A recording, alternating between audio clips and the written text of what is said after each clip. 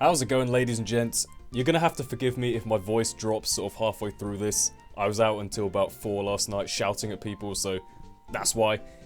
Got a gameplay against OriLance97 from the Smoke and Battle Finder. I think we had 2 matches, sort of one after the other. I think she wanted me to upload the second one, but I figured I'd upload both at some point, because they were both pretty good games in my opinion, but yeah, nice short game. I thought it was fun. Got some nice offensive teams going on. I got Mad Cargo and Tentacles like a defensive core, but it doesn't look like she has anything particularly defensive. Maybe Skun Tank if you count that, but first turn it's Basculin versus Firo. I figure it's a pretty good matchup because Firo naturally outspeeds, I think Firo's base 100 or something, but it turns out the Basculin outspeeds here and goes for a waterfall. Now, I don't know if it's because I'm adamant or because this is like... I assume this was Choice Scarf because that's the only explanation my brain could come up with at the time, but to be fair, if I was adamant and that thing was jolly, then maybe it outspeeds anyway, I don't know, but assuming it's Scarfed, I'm going to go into Haunter, just going to go for that Scarfed T-Bolt. Unfortunately, she goes into Skun Tank, which can easily take any kind of hit from this thing. The problem is, right, Skun Tank always carries either Pursuit or Sucker Punch from my experience. I was hoping this turn she would go for Pursuit, but it turns out she goes for Sludge Bomb. I found that a bit weird, but, you know, special attacking Skun Tank I have used before, it's pretty good. But this turn, I thought, right, there's no way anyone can make a Skun Tank set without using Sucker Punch. It's too much to resist. I did it on my special set. It's just a thing you do with Skun Tank, so... Gonna go back to Firo, go for a quick attack, and just finish it off from there. I didn't really see too much point in keeping Firo around.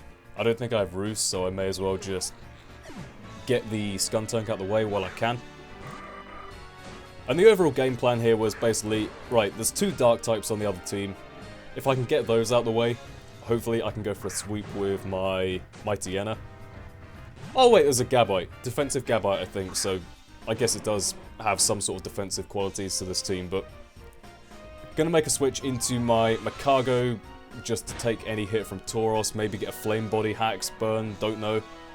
But she makes a double switch into Murkrow. I don't know what she was predicting there, but it turns out that's actually... I don't know, a bit of a meh switch for both of us.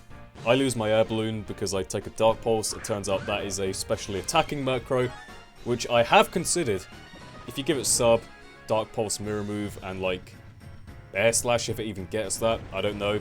If not, Hidden Power Flying. I reckon it could be pretty good. Now she goes to Gabite. Gabite can probably take me out with any single hit. I didn't want to risk going into Haunter because that really wasn't worth the risk. So now I can go into everyone's favourite tree, weird, spirit, Japanese, mythical beast thing, Shiftry, which is of course a centerpiece of all my teams. Gonna go for a Tailwind, get it up there, and now I can hopefully just spam Dark Pulse until I die. That's what Shiftry does.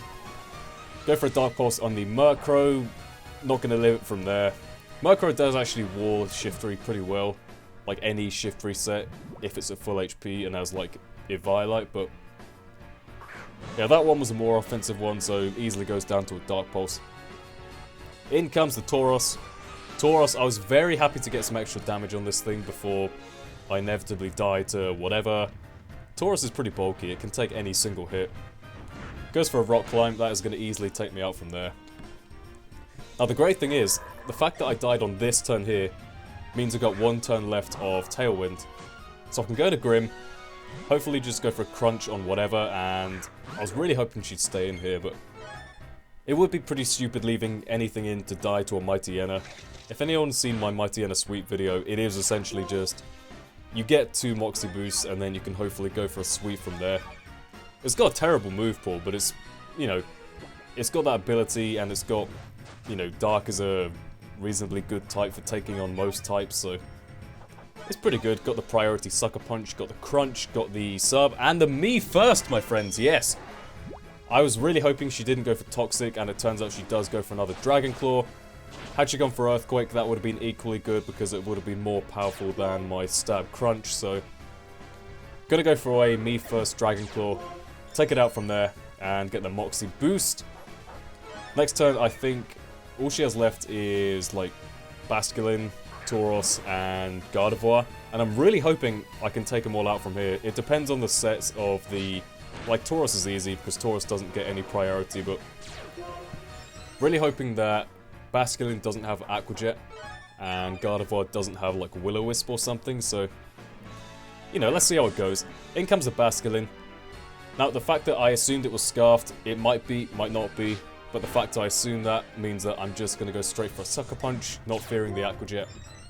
Take it out from there and get that 3rd or 4th Moxie boost, whatever. Now, the last is Gardevoir. Potentially Gardevoir can actually come through here if it's a defensive Will-O-Wisp set. You know, she can just predict the Sucker Punch and then go from there.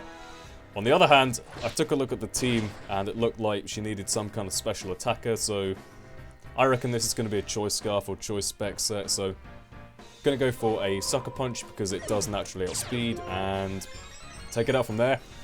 Get that Moxie boost! Grim is definitely one of the best Pokemon to use in NU in my opinion. So underrated. Look at that. You get the 2 or 1 even Moxie boost and you're just ready to go for a sweep from there. It was a pretty cool game.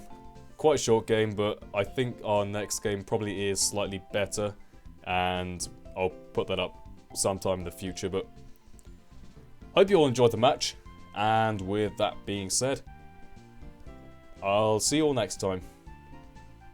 Goodbye.